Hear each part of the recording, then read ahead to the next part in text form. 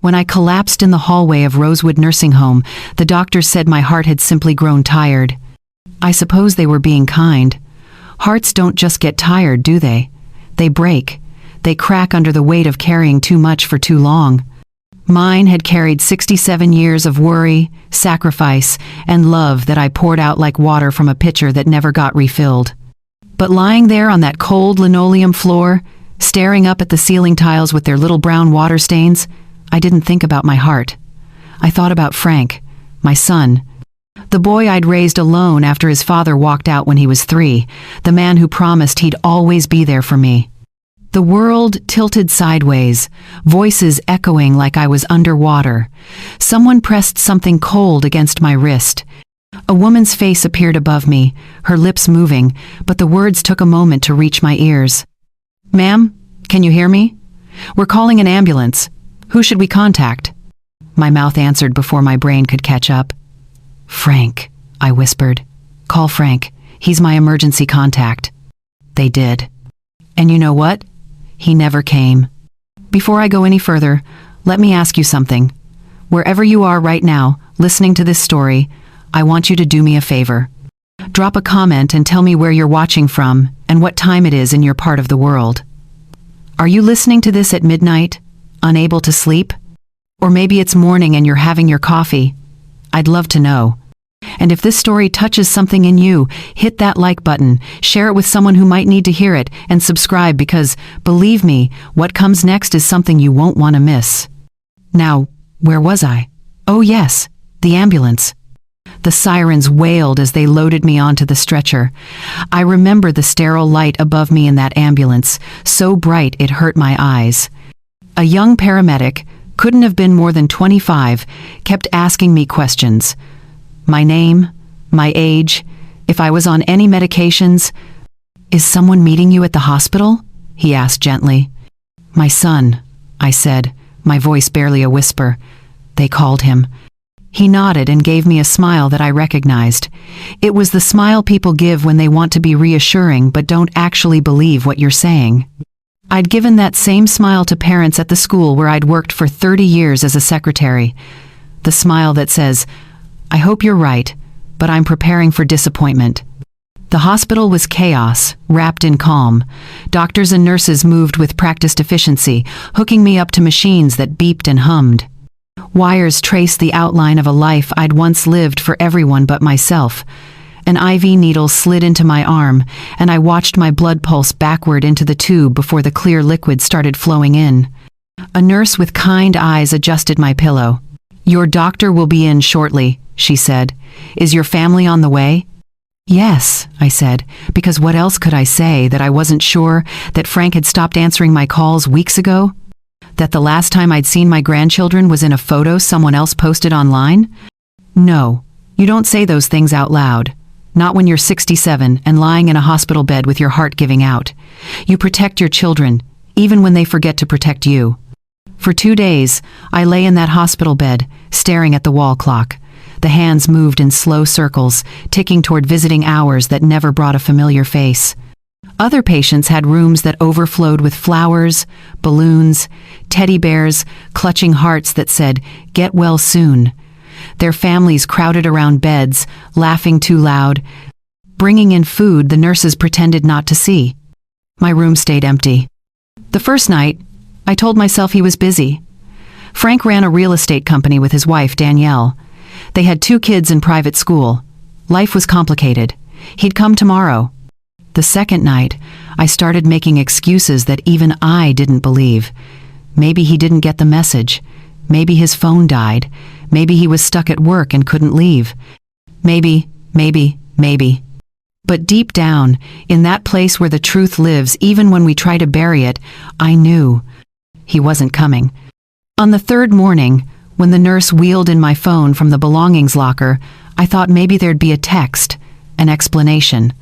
Something to fill the hollow space that was growing in my chest, worse than anything the heart monitor could measure. My hands shook as I picked up the phone. The screen lit up, notifications stacked like accusations. But the first thing I saw wasn't a message from Frank. It was a notification from Facebook. "You've been tagged in a post." I should have known better than to click it. Some part of me, the part that still remembered how to protect herself, whispered, "Don't look. Just put the phone down." But I looked anyway. And that's when everything changed. The photo loaded slowly, pixel by pixel, like my phone was giving me one last chance to look away. I didn't take it. There they were, my family. Frank stood on the left, his arm around Danielle's waist. She wore that smile she always reserved for cameras, the one that never quite reached her eyes but photographed beautifully. My grandchildren, Emma and Tyler, sat cross-legged on a picnic blanket, ice cream cones in their hands, faces bright with laughter. Behind them, a park I recognized. The one near their house, the one with the duck pond where I used to take Frank when he was small. We'd bring stale bread and watch the ducks fight over the pieces, and he'd laugh so hard his whole body would shake. That was a lifetime ago. I scrolled down to read the caption, though something in my gut already knew what it would say. Family day without the drama. Sometimes peace is found in the people who choose to show up. I read it once, then twice, then a third time, until the words stopped being words and became just shapes on a screen, meaningless and cruel all at once. The nurse thought my IV drip had made me dizzy when she walked in and found me staring at nothing. "Mrs. Collins, are you all right? You look pale." "I'm fine," I said, which is what you say when fine is the furthest thing from the truth. She didn't believe me. I could tell by the way she lingered, checking my vitals twice, adjusting the blanket I hadn't asked her to touch. But she was kind enough not to push, and I was grateful for that. Some pain doesn't need witnesses. After she left, I looked at the photo again. This time, I noticed the small details. The timestamp. Yesterday, 2:47 inches the afternoon. Right around the time I was being moved from emergency to the cardiac unit, doctors discussing whether my heart could handle another episode. I zoomed in on Emma's face. She was 8 now, gap-toothed and beautiful. Tyler had just turned 11, all elbows and knees like his father used to be. They looked happy. Genuinely, purely happy. And why shouldn't they be? They didn't know their grandmother was 3 miles away, alone in a hospital room, wondering why the people she'd loved most had become strangers who occasionally remembered she existed. I clicked on Danielle's profile, something I rarely did. Her life unfolded in carefully curated squares. Morning coffee with motivational quotes. Family dinners with candles and cloth napkins. Photos of the kids' school achievements, their soccer games, their birthday parties. I scrolled back through months of memories.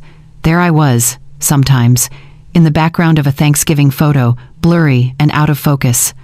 Tagged in a Mother's Day post with a generic message. Grateful for the strong women in our lives. But mostly, I was absent, edited out, cropped from the frame of their perfect life.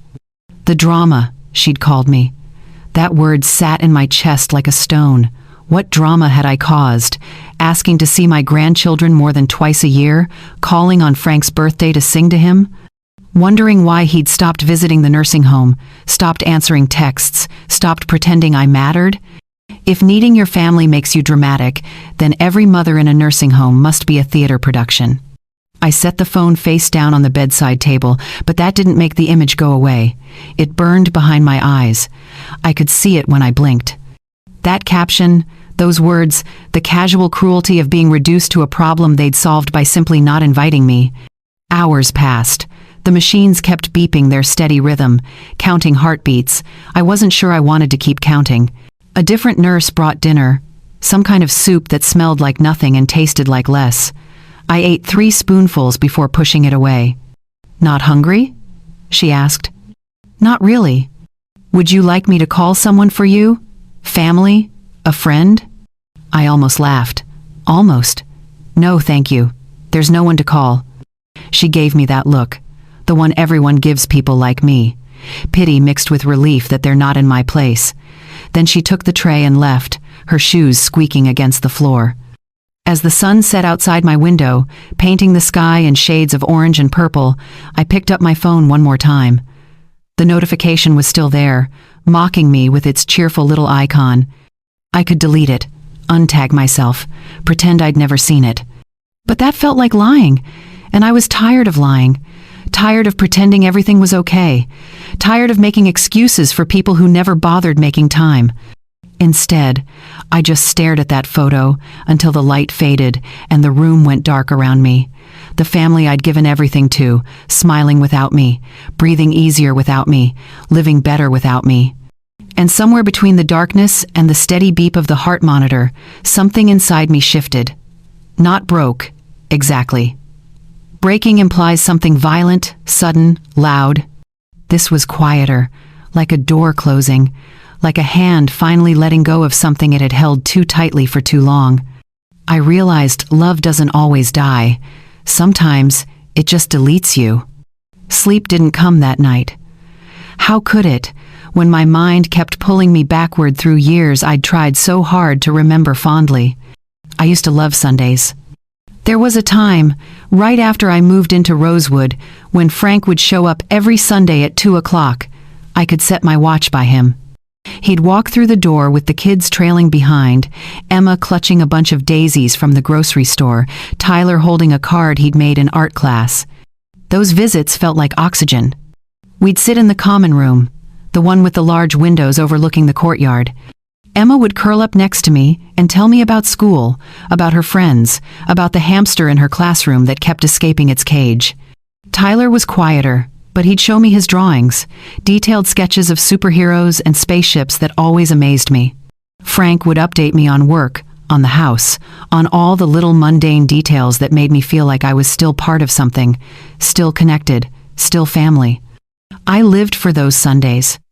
Then Danielle started coming along, and slowly, something shifted. She never said anything outright. That wasn't her style.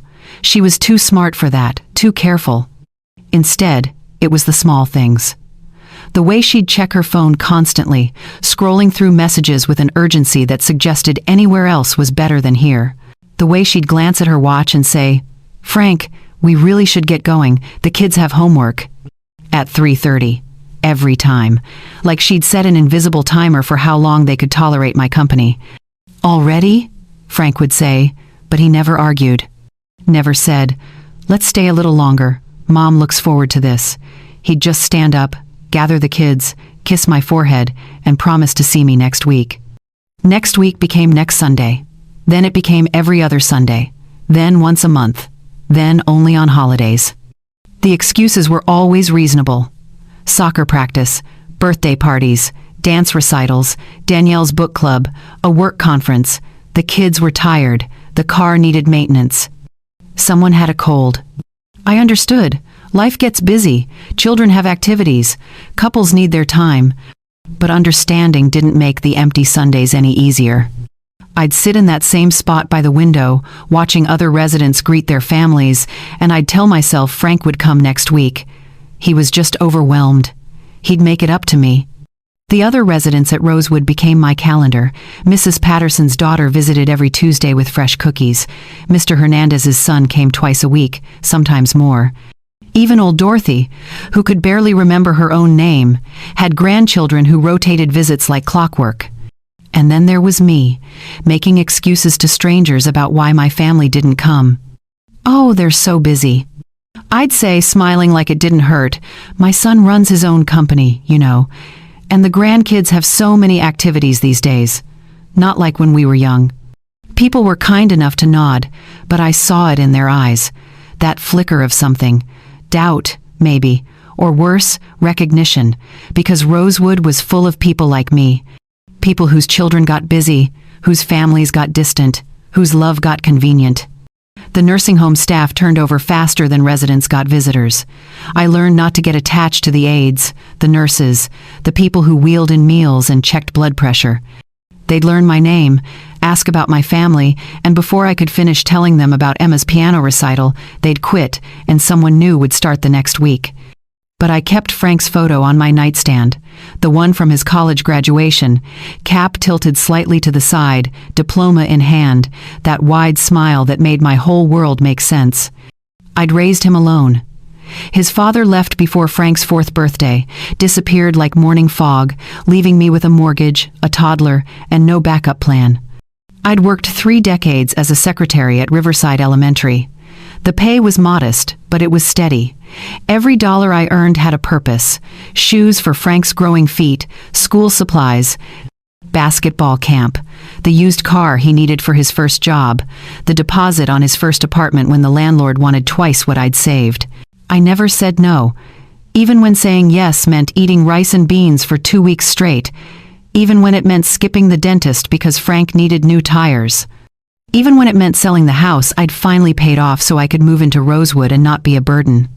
That's what I told myself, that I was making it easier for him, giving him space to build his own life, raise his own family, succeed without worrying about his aging mother in a house that was too big for one person. The irony wasn't lost on me now. I'd made myself so easy to forget that he actually forgot. I thought about my mother, how I'd visited her every week when she was in a home similar to this one, how I'd bring her favorite magazines, update her on Frank's childhood, hold her hand while we watched old game shows. She died knowing she was loved. She died surrounded by family. I wondered if I'd have the same blessing, or if I'd slip away one quiet afternoon while Frank was at a business lunch and Danielle was posting about gratitude. The truly painful part wasn't the absence. It was the realization that I'd trained him for this. I'd spent his entire childhood teaching him that mother's love was infinite, unconditional, and required nothing in return. I'd never asked for help, never complained, never made him feel guilty. I'd raised him to believe I'd always be fine, always be waiting, always be there whenever he had time to remember me. Maybe I raised a good man, just not a grateful one. Morning came with the sound of breakfast trays rattling down the hallway. I hadn't slept, not really. Just drifted in and out of that strange space between consciousness and dreams, where memories feel more real than the present. The nurse who came in was different from the others. Her badge said Lisa, and she moved with the kind of gentle confidence that comes from actually caring about the job, not just collecting a paycheck. "Good morning, Mrs. Collins," she said, setting down a tray with oatmeal and weak tea. "How are we feeling today?" The question hung in the air between us. How was I feeling? Like I'd spent 67 years building a bridge to nowhere, like every sacrifice I'd made had been written on paper that dissolved in water, like I was finally understanding the difference between being loved and being useful. "I'm fine," I said, which was becoming my default answer to everything.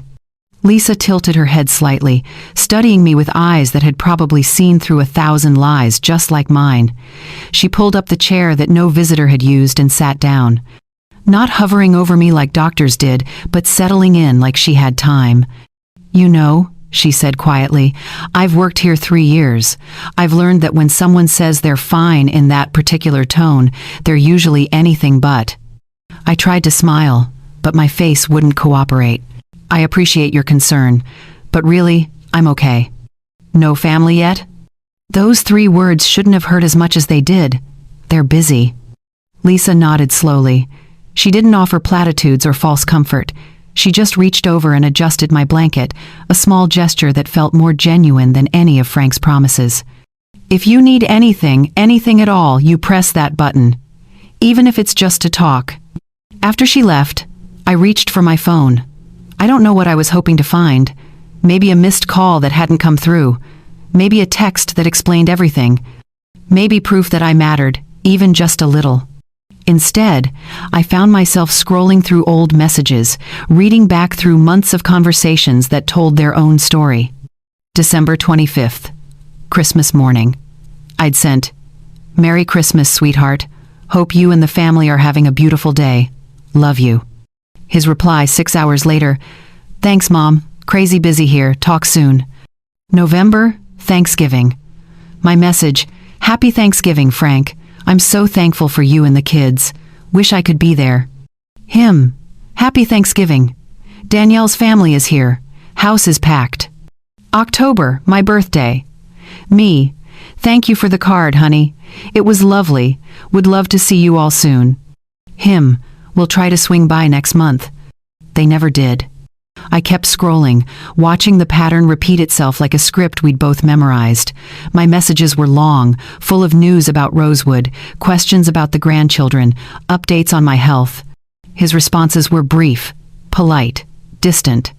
The kind of texts you send to an acquaintance, not your mother. There was one from April that stopped me cold. I'd sent him an article about heart health, something I'd read in the common room. Not because I was worried, just because I thought he'd find it interesting. I'd written, "Saw this and thought of you. Take care of yourself, sweetheart. We're not getting any younger." He'd responded with a thumbs up emoji. Nothing else, just a single digital gesture that took half a second of his time. That's what I'd become. Worth a thumbs up. I put the phone down and stared at the ceiling. The water stains looked like continents if you looked at them long enough. Little worlds contained in damaged plaster, maps to places I'd never visit. When had it started? When had I stopped being mom and started being an obligation? Was it when I moved into Rosewood? Was it when Danielle entered the picture? Or had it been gradual, so slow I didn't notice the distance growing until I was standing on one side of a canyon with no bridge back? The truth settled over me like a weight. It wasn't sudden. It wasn't any one moment. It was 1,000 tiny moments where he chose something else, someone else, anywhere else. And I'd let him. I'd made it easy by never complaining, never demanding, never expecting more than he was willing to give. I'd been so afraid of being the difficult mother, the needy one, the burden, that I'd asked for nothing until nothing was exactly what I got. Lisa came back later that afternoon to check my vitals. "Your heart rate is better today," she said, wrapping the blood pressure cuff around my arm. "That's good," I replied automatically. "Mrs. Collins, can I ask you something?" I nodded. "Do you have any friends here, people you talk to besides staff?" The question surprised me. "A few. Mrs. Hernandez and I play cards sometimes." "Why?" Lisa paused, choosing her words carefully. "Sometimes the people who end up alone aren't alone because nobody loves them. They're alone because they spent so much time loving everyone else that they forgot to notice who wasn't loving them back." Her words hit like a diagnosis more accurate than anything the doctors had given me. I felt my throat tighten, but I refused to cry. Not again. Not over people who weren't crying over me. "Thank you, Lisa," I whispered.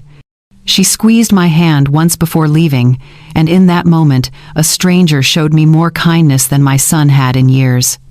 That night, I lay awake thinking about her words, about love and reciprocity, about the difference between giving and being taken from, about how many years I'd spent waiting for someone to choose me the way I'd always chosen them. Maybe peace doesn't come from being loved. Maybe it comes from finally noticing who doesn't. I woke on the 5th morning to a sound I hadn't heard in months. My phone was buzzing. Not just once or twice, but continuously, vibrating against the metal bedside table like an angry hornet trapped in a jar. The noise pulled me from the thin sleep I'd finally managed to find, and for a moment, I was disoriented, unsure if I was dreaming. Then I saw the screen. 53 missed calls. My heart, the same one that had brought me to this hospital bed, started racing. 53 calls. Something was wrong. Something terrible must have happened. Was it Emma? Tyler? Had there been an accident? A fire? My hands shook as I grabbed the phone, barely able to hold it steady enough to unlock the screen.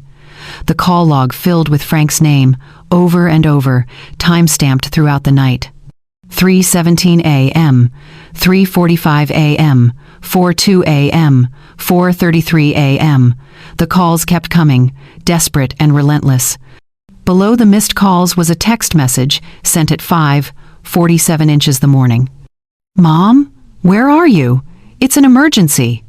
Fear shot through me like electricity. An emergency. My mind raced through possibilities, each one worse than the last. The kids. It had to be the kids. Nothing else would make him call like this, text like this, need me like this. My finger hovered over the callback button. Every instinct I'd honed over decades of motherhood screamed at me to call him immediately, to find out what was wrong, to fix it, whatever it was, because that's what mothers do. But something made me pause. It was 6:15 inches the morning now. If something had truly happened to the children, if there was a real crisis, wouldn't he have called the hospital? Wouldn't he have tracked me down through Rosewood? Wouldn't he have shown up? I lowered the phone and took a breath, trying to calm the panic flooding my system. "Think," I told myself. "Think before you react." That's when I noticed the time of his first text. 5:47 a.m. Right around the time Danielle usually posted her morning routine on social media. Her carefully filtered coffee cups, her motivational quotes, her staged breakfast table with the kids eating organic granola. Almost without thinking, I opened Facebook, scrolled through my feed, and there it was. A local news article, shared by several people in the Rosewood community group. Local real estate company files for bankruptcy amid housing market collapse. My eyes scanned the article, my brain struggling to process the words. Franklin Property Solutions, the company Frank and Danielle had built together, was shutting down. The article mentioned failed developments, over-leveraged properties, investors pulling out. It mentioned lawsuits, financial ruin, assets being seized. I sat there, phone in hand, as the pieces clicked into place. 53 missed calls. Not because anyone was hurt. Not because anyone needed comfort or support or love. Not because I was someone's mother who deserved to know her family was safe.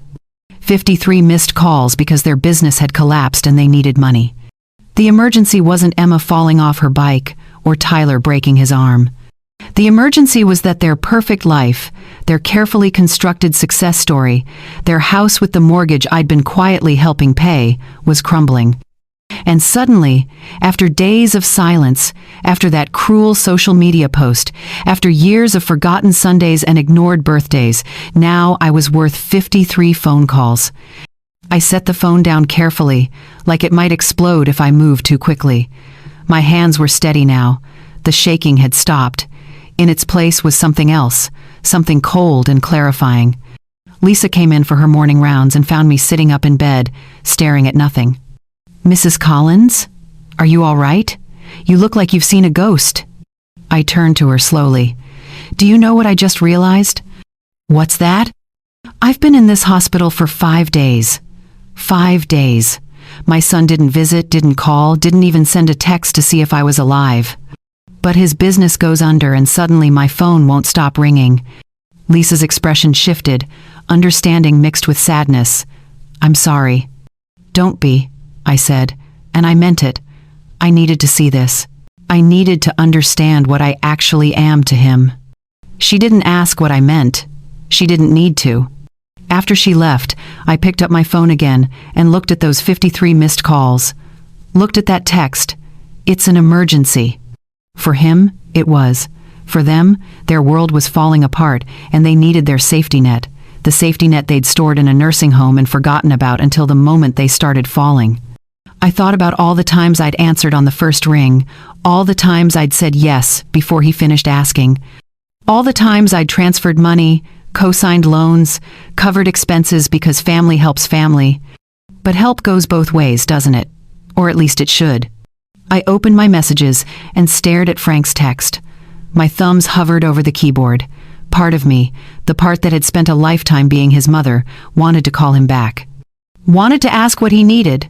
Wanted to fix it. But a newer part, a part that was just beginning to wake up after years of sleep, whispered something different. I locked my phone without responding. Let him wonder where I was for once. Let him feel what it's like to need someone who doesn't answer. Let him understand, just for a moment, what these past 5 days had felt like for me. So that's what my love was worth. A mortgage payment. The phone kept buzzing throughout the day. I watched it light up like a Christmas tree, Frank's name appearing again and again. Then Danielle started calling, then Frank again. Then texts started rolling in, each one more desperate than the last. "Mom, please. I know you're upset, but this is serious. We need to talk. It's urgent." "Mom, don't do this. Not now." I left every single one unread. The doctors came by in the afternoon to tell me my heart was stabilizing. They seemed pleased with my progress, talking about discharge plans and follow-up appointments. I nodded at the appropriate times, signed the forms they needed, smiled when they said I was doing remarkably well for someone who'd had such a scare. But I wasn't thinking about my heart. I was thinking about the past 30 years and all the ways I'd given pieces of myself away until there was almost nothing left. Lisa brought dinner around 6. Baked chicken that tasted like cardboard and green beans that had been cooked into submission. I picked at it while she updated my chart. "Your son still hasn't come by," she said quietly. It wasn't a question. "No," I replied, "but he's called quite a bit today." "That's good, isn't it? Maybe he's been trying to get here." I looked up at her. Sweet Lisa, still young enough to believe the best in people. "He doesn't want to visit. He wants money." Her pen stopped moving. "Oh. It's fine," I said, though we both knew it wasn't. "I'm just starting to see things clearly for the first time in a very long time." After she left, I did something I hadn't done in years. I let myself really think about all the times I'd said yes when I should have said no. It started small, like these things always do. Frank needed help with rent during college. "Just 1 month," he'd said. I sent 3. He needed a car for his new job. "Just a loan," he'd promised. I ended up paying it off completely when he said the interest was killing him. Then came the business. Frank and Danielle wanted to start their real estate company, and they needed startup capital. I took out a loan against my house. My home, the one I'd spent 25 years paying off, 1 mortgage payment at a time on a secretary's salary. "We'll pay you back as soon as the first deals close," Frank had assured me, his eyes bright with dreams of success. "This is going to change everything for our family, Mom. You'll see." I never saw a penny of it back. But that was okay, I'd told myself. Parents invest in their children's futures. That's what love looks like. Sacrifice. Then came the school fees for Emma and Tyler. Private school, because public school wasn't good enough for Danielle's standards. Could I help with tuition? Just until the business picked up? The business picked up. The tuition payments didn't stop. Then it was the vacation they couldn't quite afford, but the kids really needed. Then the kitchen renovation. Then the new car, because Danielle's old one was embarrassing. Then, and somewhere in all those thens, I'd sold my house and moved into Rosewood. Not because I wanted to, but because I couldn't afford to keep it anymore. All my equity, all my savings, all the money I'd tucked away for my own old age had slowly drained into Frank's life like water into sand. "You'll be happier at Rosewood," he'd said, not quite meeting my eyes. "You'll have people around, activities. It'll be good for you." What he meant was, it'll be easier for me. The memory that haunted me most happened on a Tuesday afternoon, 3 years ago. Frank had come to visit, which was unusual for a weekday. He'd brought papers, spread them out on the little table in my room at Rosewood. "Mom, I need you to sign these," he'd said. "It's just paperwork to add me to your bank accounts, you know, in case of emergency. So I can help manage things if you get sick or confused." I should have asked questions, should have read the fine print, should have wondered why the emergency planning suddenly felt so urgent. But I'd trusted him. He was my son, my only family. Why would he do anything that wasn't in my best interest? I signed everything he put in front of me. Joint accounts, shared access, power of attorney, all of it designed to make it easier for him to help me, he'd said. What it actually did was make it easier for him to help himself. I started noticing the transfers a few months later. Small at first. 100 here, 200 there. Then larger amounts, mortgage payments, utility bills, school expenses. All pulling directly from my accounts, automatic withdrawals I'd never authorized, but couldn't stop because his name was on everything. When I'd asked him about it, he'd seemed annoyed that I'd even noticed. "Mom, we talked about this. You said you wanted to help with the grandkids.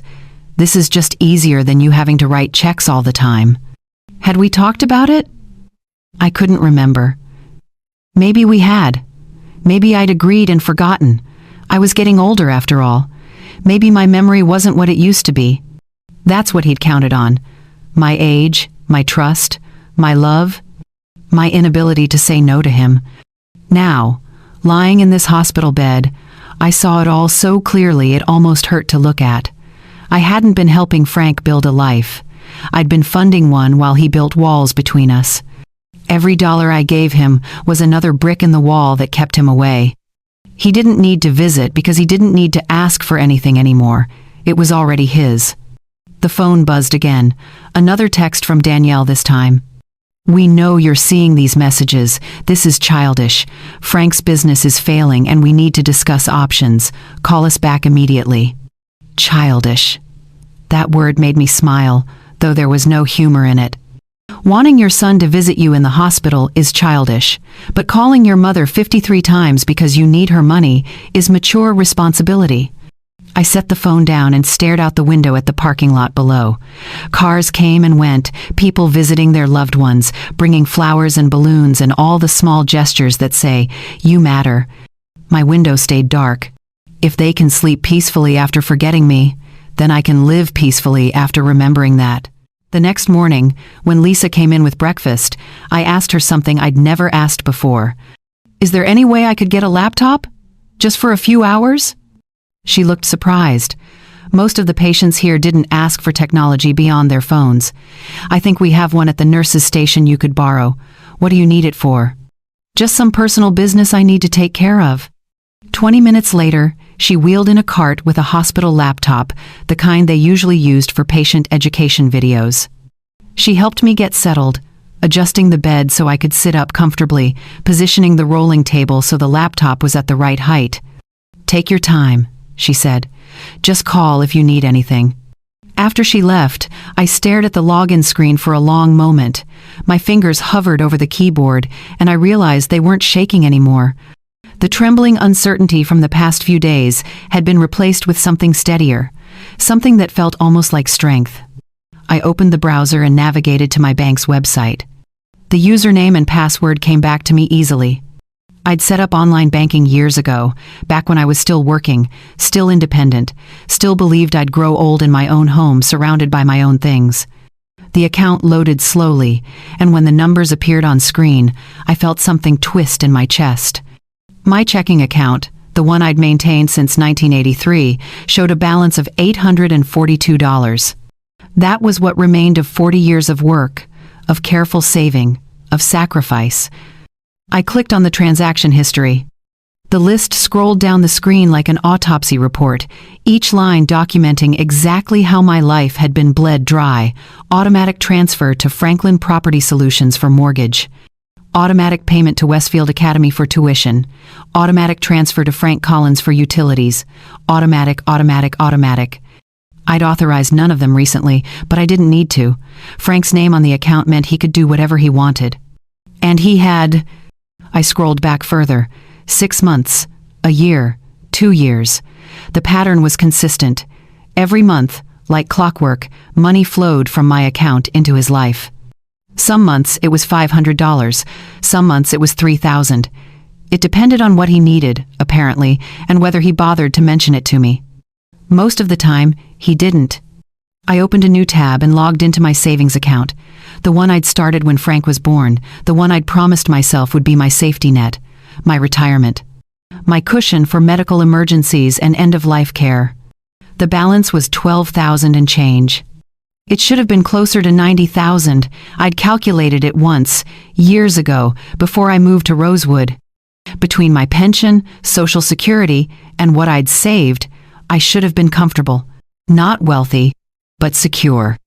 But the transaction history told a different story. A withdrawal here for a business emergency, a transfer there for an investment opportunity. A loan Frank had needed desperately, promised to repay, and never mentioned again.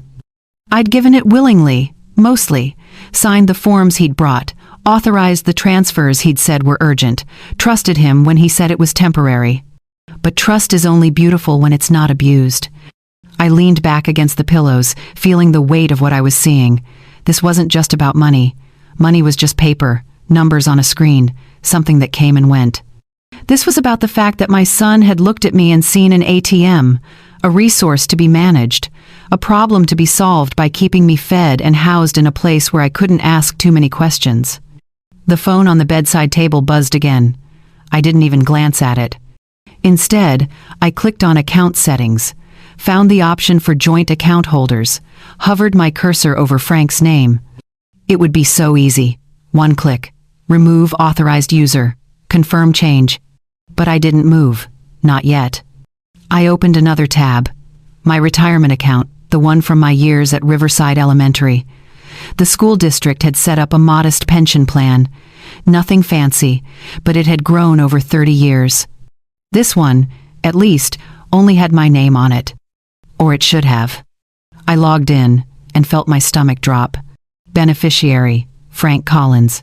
Power of attorney, Frank Collins. Emergency contact, Frank Collins. Of course. I remembered signing those papers too. Different day, same story. Just in case something happens, Mom. Just to make things easier. You know how complicated estate stuff can be. I'd been so proud of him for thinking ahead, for being responsible, for caring about my future. What I hadn't realized was that he was actually securing his own. The hospital room suddenly felt very small, very quiet. The machines beeped their steady rhythm, counting down a life that someone else had already spent on my behalf. I thought about calling him, asking him to explain, giving him a chance to tell me why he'd done this, how it had gotten this far, whether he ever felt guilty. But I knew what he'd say. The same thing he always said. He needed help. Business was tough. The kids were expensive. Danielle had expectations. Times were hard. Just temporary. Just this once. Just a little more. Just. No more. I pulled up the bank's customer service number and dialed from the laptop's internet phone feature. A representative answered on the third ring. First National Bank, this is Rebecca. How may I help you? Hello, Rebecca. My name is Eleanor Collins. I need to make some changes to my accounts. Of course, Mrs. Collins. Can you verify your account number and date of birth for me? I rattled off the information, my voice steady and clear. Thank you. What changes would you like to make today? I need to remove someone from my joint accounts. My son, his name is Franklin Collins. There was a pause, the sound of typing. I see him listed here as a joint account holder. Just to confirm, you want to remove his access completely? Yes, completely. May I ask if there's a particular reason? Sometimes families find it helpful to maintain joint access for emergencies. I almost laughed. The emergency is why I'm calling. More typing. I understand. I'll need to process this as a formal request. Since he's a joint holder, this will effectively close the current accounts and open new ones in your name only. The funds will transfer over, but he'll no longer have any access or visibility. Is that what you'd like? Yes, exactly that. And your savings account as well? Everything. Every account with his name on it. Rebecca's voice softened slightly, and I wondered how many calls like this she took, how many elderly parents finally woke up to what their children had been doing. I can start that process now. You'll need to provide electronic signature authorization. The changes should take effect within 24 to 48 hours. That's perfect. She walked me through the steps, patient and professional. When we finished, she said something that surprised me. Mrs. Collins, good for you. I hope everything works out. Thank you, Rebecca. I think it already has. After I hung up, I sat there staring at the confirmation email that popped into my inbox. Account closure in progress. New accounts being established. Estimated completion time. It was done. Not out of anger. Not out of revenge. Not yet. Out of mercy for myself. I closed the laptop and pressed the call button. Lisa appeared a few minutes later. All done? She asked. Yes, I said. All done. She took the laptop away, and I lay back against the pillows, feeling lighter than I had in years. Outside my window, the sun was setting, painting the sky in shades of gold and rose. My phone buzzed one more time. A text from Frank. Mom, the bank called. What did you do? Why would you close our accounts? Call me now. I picked up the phone, read the message once, and then powered it off completely. Mercy doesn't mean staying poor in spirit. Sometimes it means clicking close account. I kept the phone off for 3 hours. In that time, I slept better than I had in days. When I finally turned it back on, the screen lit up with notifications that would have terrified me a week ago. Now they just felt inevitable. 67 text messages, 21 voicemails, 15 missed calls. I started reading from the top. The first few messages from Frank were confused. Mom, what's going on? The bank won't let me access the account. There must be some mistake. Call me when you get this." Then they shifted to concern, or at least what he probably thought looked like concern. "Mom, I'm worried. Are you okay? Did someone convince you to do something?" Sometimes people in hospitals get confused. "Please call me so we can fix this." I had to smile at that one. Confused, as if clarity was confusion and blindness was sight. The messages continued. Timestamps showing his growing desperation as the reality of what I'd done sank in. "Mom, this isn't funny. We have bills due. The mortgage company is calling. You can't just cut us off like this without warning. Do you understand what you're doing? We're going to lose everything. The house, the kids' school, everything we've built." Built? That was an interesting word choice. Built with what materials, I wondered. Oh yes, with my money, my sacrifice, my unwillingness to say no. Then came the anger. "This is unbelievable. After everything we've done for you, we found you that nursing home, we made sure you were taken care of, and this is how you repay us?" I read that message 3 times, letting the absurdity of it sink in. They'd found me a nursing home, as if they'd done me a favor by storing me somewhere convenient while they spent my retirement. "You're being selfish. The kids need stability. How am I supposed to explain to them why we might lose our house, because their grandmother decided to be vindictive?" Vindictive. Another fascinating choice. Protecting what little I had left was vindictive, but taking it without asking was just family helping family. The messages kept coming, each one revealing more than he probably intended. "Danielle is furious. Do you know what this is doing to our marriage? To our family?" "Fine, don't respond. But you need to know you're hurting your grandchildren. They're the ones who'll suffer because of your selfishness." There it was, the weapon every parent fears. The grandchildren, the idea that protecting myself meant hurting them, as if Frank's failures were somehow my responsibility to fix. I was scrolling through another string of messages when a voicemail notification popped up, not from Frank this time, from Danielle. My finger hesitated over the play button. I'd never heard Danielle angry before. She was always so carefully composed, every word measured, every expression practiced. Her social media smile, her polite distance, her subtle ways of keeping me separate from her family. I pressed play. Her voice came through the speaker, and it was nothing like I'd expected. Gone was the sweet, practiced tone. This was cold steel wrapped in venom. "Eleanor. Not Mom, not Mother. Eleanor. I don't know what game you think you're playing, but it ends now. You clearly don't understand the situation we're in. Frank has been managing your finances for years because you couldn't handle it yourself. That money you're so possessive of? Frank earned it by dealing with your constant needs, your guilt trips, your manipulation." I felt my breath catch. Was that really how she saw it? How they both saw it? "You want to cut us off? Fine, but you're cutting off your grandchildren too. Don't expect any more visits, no more phone calls, no more pictures. You want to be alone in that depressing little room? Congratulations! You'll get exactly what you deserve." The message ended with her breathing hard, like the rage had exhausted her. I sat there in the quiet of my hospital room, phone still in my hand, and waited for the fear to come. The panic.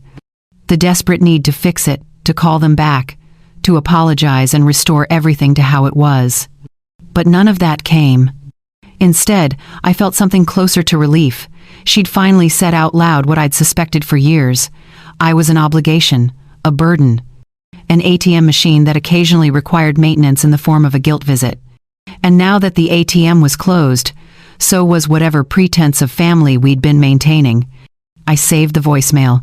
Then I opened my contacts and scrolled to a name I hadn't called in almost 2 years, Richard Pemberton. The lawyer who'd helped me set up my will back when I still had assets worth protecting.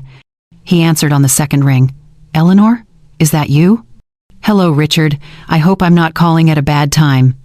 "Never too busy for you. How are you doing? I heard you had a health scare." Word traveled fast in small circles. "I'm recovering, but that's actually why I'm calling. I need to update my will." "Of course. What changes are you thinking about?" I took a breath. "I want to remove my son as beneficiary, all of it. The retirement account, the life insurance, whatever's left in my name, I want it to go somewhere else. There was a pause. Richard had known Frank since he was a teenager, had watched me work overtime to put him through college, had probably seen this coming before I did. May I ask what prompted this decision? Let's just say my eyes are finally open. And Richard? I'm going to send you a voicemail. I want it documented. Just in case anyone tries to contest the changes or claim I wasn't of sound mind. I understand. Eleanor, are you sure about this? These kinds of decisions can be difficult to reverse. I've never been more sure of anything in my life. All right then. I'll draw up the paperwork. Who would you like to designate as your new beneficiary? I thought about Lisa, about the nurses who'd shown me more kindness in 5 days than my son had in 5 years. I thought about Rosewood and the staff who remembered my name, asked about my day, noticed when I was sad. Split it between the nursing staff at Rosewood and a scholarship fund for students at Riverside Elementary, the school where I worked for 30 years. I could hear Richard smiling through the phone. That's a beautiful gesture. It's not a gesture, it's gratitude, to the people who actually showed up. After we hung up, I forwarded Danielle's voicemail to his email. Then I typed a message to Frank. Just one line. The only response he'd get. I already gave everything.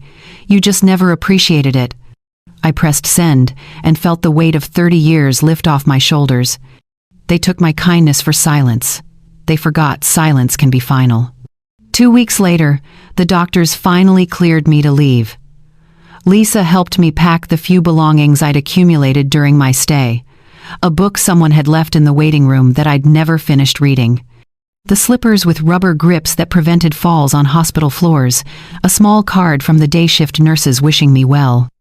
You're one of the strongest people I've met, Lisa said as she walked me to the transport van. I hope you know that. I squeezed her hand. I'm just finally learning to be strong in the right direction. Rosewood smelled the same as it always did. That particular combination of cleaning solution, cafeteria food, and the faint mustiness that comes with old buildings no matter how well they're maintained. But walking back through those doors felt different this time. I wasn't returning defeated, I was returning freed. The staff greeted me like I'd been gone for months instead of weeks. Mrs. Baker from across the hall shuffled over with her walker, her face bright with genuine relief. Eleanor, we were so worried. Are you all right? I'm better than all right, I told her, and meant it. My room looked exactly as I'd left it. The bed with its thin floral comforter, the single window overlooking the courtyard, the dresser with my few framed photos, though I'd been thinking about which ones deserved to stay there and which ones needed to be put away. I was unpacking my small bag when I noticed something on the floor near the door. A white envelope, no stamp, no formal address, just my name written in handwriting I'd know anywhere. The same handwriting I'd watched develop from crooked kindergarten letters to the confident script of adulthood. Frank. My first instinct was to throw it away unopened. Whatever was inside, I didn't need it. But curiosity got the better of me, or maybe it was just the desire to see if he'd finally say the words I'd waited decades to hear. I sat on the edge of my bed and opened the envelope carefully. Inside was a single sheet of paper, filled front and back with cramped writing. His words tumbled over each other, urgent and messy, so unlike the careful, distant texts he usually sent. Mom, I don't even know where to start. I messed up. I know that doesn't cover it, but I don't have better words right now. Danielle left 3 days ago. Took the kids to her parents' place upstate. She said she can't be with someone who can't provide stability. Funny how stability only mattered when it was gone. The house is in foreclosure. The business is done. I spent the last week sitting in an empty office, staring at furniture I can't afford to keep, wondering how everything fell apart so fast. But that's not why I'm writing. I'm writing because I finally understand what I did to you. Not just the money, though God knows that's bad enough. I took your whole life and treated it like a loan I never intended to repay. You were in the hospital, alone, and I didn't come. I didn't even think to come until I needed something from you. What kind of son does that? What kind of person have I become? I remember when I was 8 and broke my arm falling off the jungle gym. You left work in the middle of the day, rushed to the school, held my hand in the emergency room for 6 hours. You slept in a chair next to my bed that night even though the nurses said I'd be fine. When did I stop being the kind of person who shows up? When did I start measuring your worth by what you could give me instead of who you were? I don't have excuses. Danielle didn't force me to ignore you. The business didn't make me take your money without asking. I did those things because they were easy, and you never said no, and I convinced myself that made it okay. I'm sorry. I know that doesn't fix anything. I know sorry is just a word, and I've probably destroyed any chance of you ever trusting me again. But I need you to know that I see it now. I see what I lost, and it wasn't the money or the house or the business. It was you. I don't expect you to forgive me. I don't even know if I deserve the chance to try to make this right. But if you're willing to talk, I'm ready to listen. Really listen this time. Your son, Frank. I read the letter twice, then a third time, slower, looking for the feeling that I'd imagined would come with words like these: the relief, the validation, the sense that finally, he understood. But sitting there in my quiet room, the paper trembling slightly in my hands, I felt only distance. The same distance you feel when you see a photograph of a place you used to live but can't quite remember living in. Familiar but foreign, meaningful but meaningless. For years, I'd imagined this apology, rehearsed what I'd say when he finally admitted his mistakes. I thought it would heal something inside me, fill the hollow space his absence had carved out. But healing doesn't come from other people's words. It comes from your own decision to stop waiting for them. I thought about responding, telling him I appreciated the letter, maybe even agreeing to meet, to hear him out, to give him the second chance he was asking for. But what would that accomplish? He was sorry now because his life had crumbled, because Danielle had left and the money was gone, and suddenly he remembered he had a mother. Was that remorse or just loneliness? More importantly, did it matter? I'd spent weeks in that hospital learning a truth that should have been obvious years ago. You can't make people love you the way you love them. You can't sacrifice your way into mattering. And you certainly can't keep giving to people who only remember you exist when they need something. Frank was sorry. I believed that. But sorry doesn't refill bank accounts. Sorry doesn't replace missed visits. Sorry doesn't give me back the years I spent making myself smaller so he could feel bigger. I folded the letter carefully, creased the edges the way he used to fold his school papers before bringing them home for me to see. Then I placed it in my desk drawer, underneath some old bills and outdated medical forms. Not thrown away, but not treasured either. Just filed away with other things that used to matter. Outside my window, the afternoon sun painted long shadows across the courtyard. An elderly man I didn't recognize well walked slowly along the path, stopping occasionally to rest on the benches placed every few yards. Another resident, Mrs.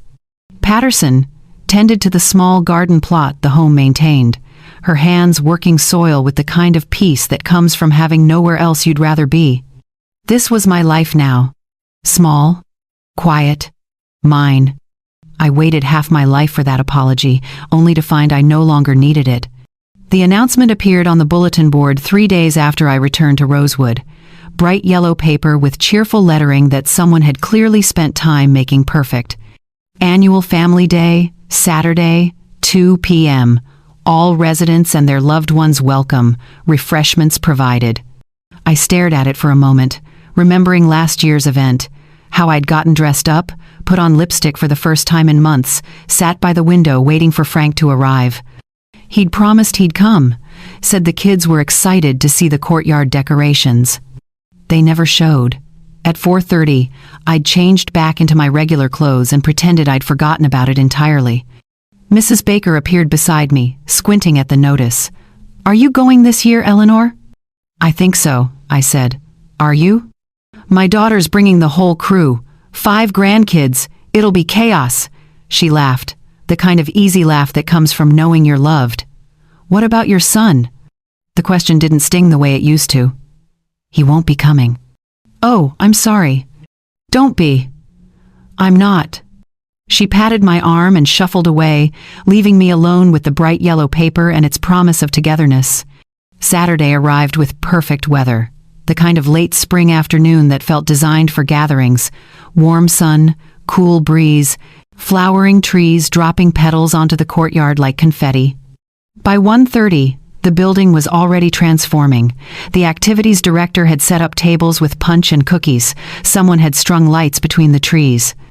Folding chairs appeared in clusters, ready for families to gather and take photographs they'd post online with captions about blessed moments and quality time. The first family started arriving just before 2. I watched from my window as cars pulled into the parking lot, children spilling out in bright clothes, carrying bouquets wrapped in cellophane and grocery store teddy bears. They moved with the easy confidence of people who belonged, who knew they were wanted, who didn't have to wonder if showing up was an inconvenience. Mrs. Patterson's room next door erupted with noise. Her 3 sons arrived together, their own children in tow. I could hear laughter through the walls, the sound of a family that actually wanted to be together. Across the hall, Mr. Baker wheeled himself to the common area where his son was setting up a photo display. Pictures from decades past, moments captured and preserved and now shared with pride instead of hidden in drawers. The hallways filled with voices, with life, with the kind of warmth that made Rosewood feel less like a storage facility and more like a home. I stayed by my window. Not out of sadness, but out of choice. I'd brought a book, made myself a cup of tea from the small kettle I kept in my room, and settled into the worn armchair that faced the courtyard. From here, I could see everything without being part of anything. The courtyard filled steadily.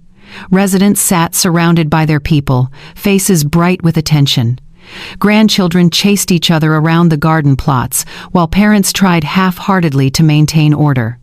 Someone had brought a speaker, and soft music drifted up through my open window.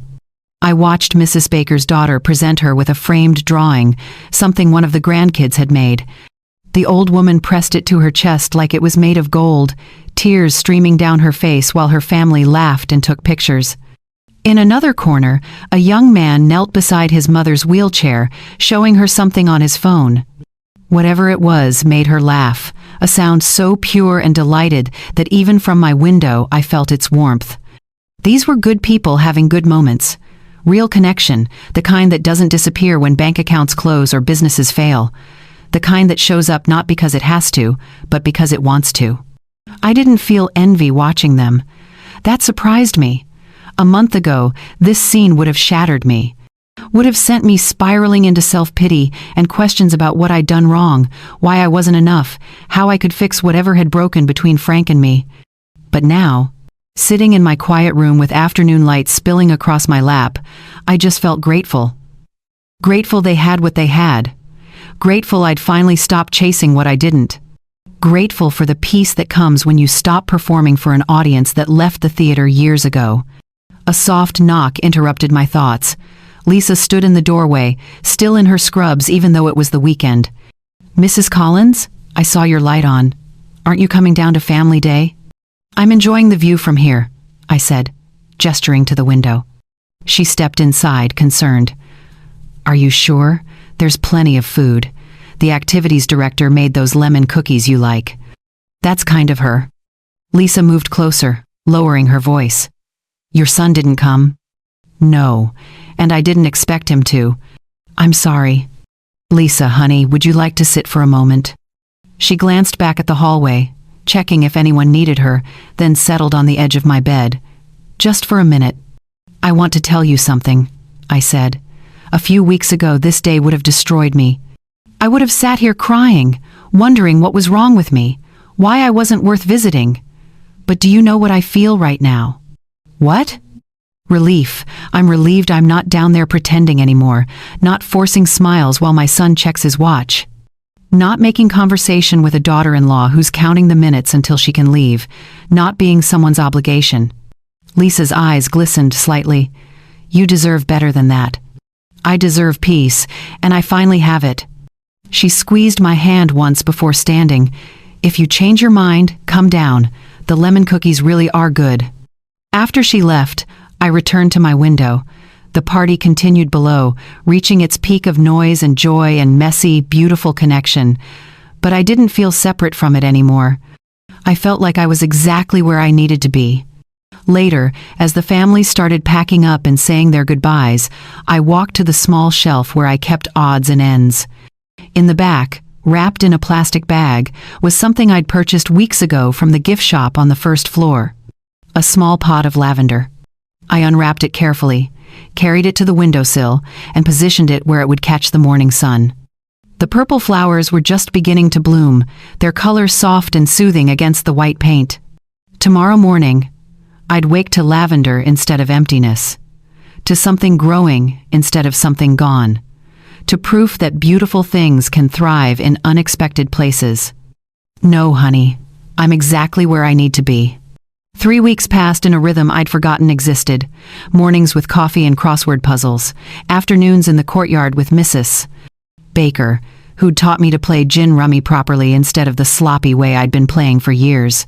Evenings with whatever book I'd picked up from the mobile library cart that came through on Tuesdays. Simple days, quiet days, mine. The lavender on my windowsill had grown fuller, its scent filling my room each morning when I opened the curtains. I'd started taking photographs of it with my phone, capturing how the light changed its color from deep purple to soft lilac depending on the time of day. I was watering it one Thursday afternoon when someone knocked on my door. The nursing home director, Miss Walsh, stood in the hallway holding an enormous bouquet. Yellow tulips, at least 24 of them, wrapped in clear cellophane with a gold ribbon. "These just arrived for you, Eleanor," she said, smiling with the kind of enthusiasm people reserve for gestures they think are romantic. "Someone must be thinking of you." She handed them over and left before I could say anything. The flowers were heavy in my arms, professionally arranged, expensive. The kind of bouquet you send when you're trying to say something without using words. I carried them to my small table and set them down, staring at the bright yellow petals. There was no card visible, but I didn't need one. I knew exactly who they were from. Frank had always sent yellow tulips on Mother's Day. It had been our thing, back when we had things. He'd started in high school, saving up his allowance to buy me a single stem from the corner store. The gesture had meant everything then, this teenage boy remembering his mother on a day when his friends were probably sleeping until noon. Over the years, the single stem became a small bunch, then a full bouquet as his income grew. Yellow tulips for the woman who'd raised him alone, who'd sacrificed everything, who'd never asked for more than his happiness. I wondered how much these had cost, whether he'd paid with a credit card that still worked or if he'd scraped together cash, whether he'd ordered them online or actually walked into a flower shop and picked them out himself. Not that it mattered. I unwrapped the cellophane slowly, searching for a card even though I knew I wouldn't find one. What would it have said anyway? "Sorry? I miss you? Please forgive me?" Words he'd already written in that letter. Words that hadn't changed anything because words without action are just noise. The tulips were beautiful. I'd give him that. Fresh, perfectly formed, their petals just beginning to open. In another life, in another version of this story, they would have made me cry with gratitude. Would have been enough to pick up the phone, to bridge the distance, to pretend the past few months hadn't happened. But this wasn't that life anymore. I filled a vase with water from my bathroom sink and arranged the tulips carefully. They looked lovely on the table, adding brightness to the small room. Then I set the vase on the dresser, away from the window, away from direct sunlight. Mrs. Baker stopped by later that evening to return a book I'd lent her. "Oh, Eleanor, what beautiful flowers. Special occasion?" "Not really," I said. "Just someone trying to apologize." "Well, that's nice, isn't it, that they're thinking of you?" I looked at the tulips, their yellow faces turned toward nothing in particular. Sometimes people think about you only when it's convenient for them to feel guilty. She studied me for a moment, then nodded slowly, understanding without judgment. "Are you going to call them?" "No." "Good for you," she said simply, and shuffled back to her room. Over the next few days, I watched the tulips exist. I didn't change their water, didn't trim their stems, didn't move them to better light or adjust their position. I just let them be. The way you let things be when you're no longer invested in keeping them alive. The flowers started wilting on day 4. Their bright yellow petals dulled, edges browning, stems bending under weight they could no longer support. By day 7, they were completely dead, drooping over the sides of the vase like surrender. I could have thrown them out sooner, could have spared myself the sight of something beautiful dying slowly in the corner of my room. But there was something honest about letting them run their natural course, about not intervening, not rescuing, not doing the work that someone else should have done. The flowers had served their purpose the moment they arrived, not to bring me joy or earn forgiveness, but to prove that I could receive a gesture and feel nothing. On day 8, I wrapped the dead tulips in newspaper and placed them in the trash bin by the front entrance. No ceremony, no second thoughts, no lingering attachment to what they'd represented or who had sent them. Mrs. Patterson saw me tossing them out. Those were such pretty flowers, shame they died so fast. Everything dies without proper care, I said, even good intentions. Back in my room, I looked at the empty space on the dresser where the vase had been. The lavender on my windowsill swayed slightly in the breeze from the open window, healthy and thriving because I'd chosen to nurture it. You can't water dead roots and expect them to grow. At some point, you have to accept that some things are meant to wilt, meant to end, meant to be thrown away so new things have room to bloom. Frank had sent flowers hoping they'd soften something in me, hoping yellow tulips would remind me of better days and make me forget the worse ones. Hoping a bouquet could substitute for presence, for accountability, for change. But forgiveness doesn't work that way. It's not about accepting pretty gestures from people who hurt you. It's about releasing the expectation that they'll ever be different and finding peace anyway. I didn't need to forgive Frank. I needed to stop waiting for him to become someone worth forgiving. Forgiveness isn't reunion. It's rest. Summer arrived without announcement, the way seasons do when you stop marking time by other people's schedules. The courtyard transformed into something almost magical, gardens bursting with colors I'd stopped noticing years ago. Roses climbed the trellis by the south entrance. Tomatoes ripened in the small vegetable plot the residents maintained together. I'd started joining the morning walking group. Nothing strenuous, just a slow loop around the property with 4 other women who moved at the same careful pace I did. We talked about everything and nothing. The weather, our aching joints, the mystery meat served every Thursday. Small talk that felt more genuine than any deep conversation I'd had with Frank in the past decade. My phone sat mostly silent now. No desperate calls. No angry texts, no voicemails dripping with guilt disguised as concern. Frank had stopped trying to reach me around the time the flowers died, which felt appropriate somehow. But I still saw him. Not in person, but in the way everyone sees everyone now, through carefully curated squares on social media.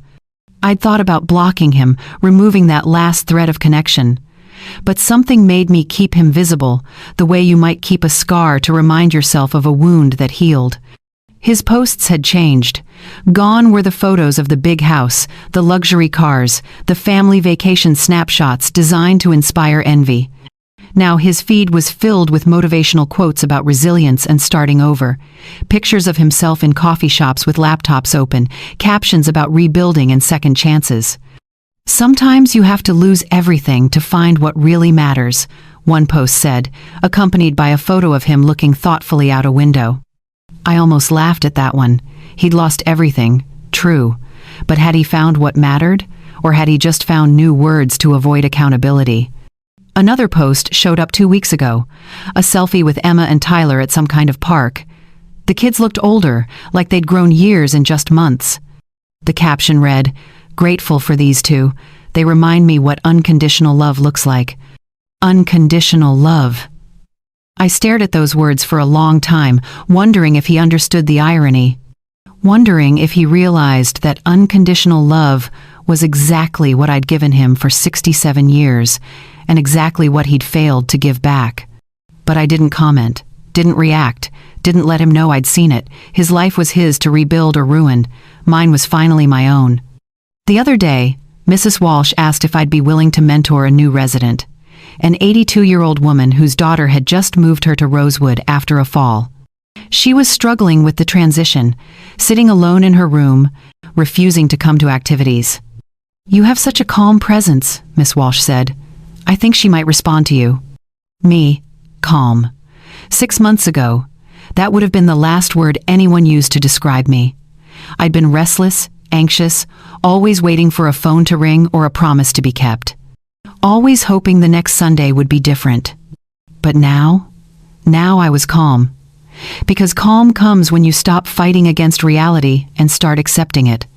I met with the new resident, whose name was Dorothy. She sat in her room with the curtains drawn, photographs of her family scattered across her bed like evidence of a crime. "They don't visit," she said without preamble. "My son came once to drop me off. Haven't seen him since." "I know," I said, pulling up a chair. "Mine too." Her eyes met mine, recognition passing between us, the kind of understanding that only comes from shared experience. "Does it get easier?" she asked. I thought about lying, giving her the comfort of false hope, but she deserved better than that. "It gets different," I said. "You stop waiting for them to show up and start noticing who's already here." We talked for an hour, and by the end, she'd opened her curtains. Small progress, but progress nonetheless. Walking back to my room, I thought about all the versions of myself I'd been: the young mother working double shifts to afford school supplies, the middle-aged woman taking out loans she couldn't afford because family comes first, the elderly resident sitting by a window, making excuses for absences that never got explained. And now this version, the one who waters lavender and plays gin rummy and mentors other women learning to live with disappointment. I'd lost my son somewhere along the way, or maybe I'd never really had him. Maybe he'd always been someone I'd created in my mind, a projection of who I needed him to be rather than who he actually was. That hurt to accept. Still hurts, if I'm honest. There are mornings I wake up and, for just a moment, forget that everything has changed. I reach for my phone expecting a text that won't come, planning conversations that will never happen. But then I smell the lavender, see the sunlight painting patterns on my floor, hear Mrs. Baker calling me for breakfast, and I remember that this life, this small, quiet life, is enough. More than enough. It's mine. The other residents ask about Frank sometimes, usually newcomers who don't know our history. "Do you have family?" they'll say, making polite conversation in the dining room. "They're busy," I reply with a smile that's no longer forced. And then I change the subject, because there are so many more interesting things to talk about than people who aren't here. Yesterday, I was sitting in the courtyard with my coffee when my phone buzzed, a notification from Facebook. Frank had posted again, learning that second chances aren't given, they're earned, working on being the person I should have been all along. I read it once, then locked my phone and went back to watching the birds fight over breadcrumbs someone had scattered near the fountain. Good for him, I thought. I hope he means it. I hope he becomes that person for Emma and Tyler, for whatever relationships he builds in his future. But it won't be for me. That chapter closed the day I closed those bank accounts. The day I chose peace over performance. The day I finally understood that loving someone doesn't mean letting them drain you dry. Now, when the sun sets through my window and paints everything gold, I sit with my tea and my lavender and my hard-won peace, and I feel something I haven't felt in years. Content. Not happy in the way people mean when they post smiling photos online, but content in the way that comes from knowing exactly who you are and refusing to apologize for it. I used to think growing old meant losing everything: your health, your independence, your purpose, your people. Now I know it means something different. It means finally keeping what matters. Peace instead of chaos. Dignity instead of desperation. The right to stop explaining yourself to people who never bothered to understand you. If anyone out there has ever been left behind by the people they loved most, I want you to hear this. You're not forgotten. You're not unwanted. You're not the problem. You're just finally free enough to stop waiting. And let me tell you something. Freedom feels a lot better than flowers that die in a week. So if my story resonated with you, if you've ever felt invisible to the people who should see you most clearly, drop a comment below. Tell me your story. Share this video with someone who needs to hear it. Hit that like button and subscribe, because we're all in this together, learning to choose ourselves when no one else will. Thank you for listening to an old woman's story. Thank you for letting me be seen, even if only through a screen. And thank you for reminding me that the best revenge isn't hurting the people who hurt you. It's living well without them.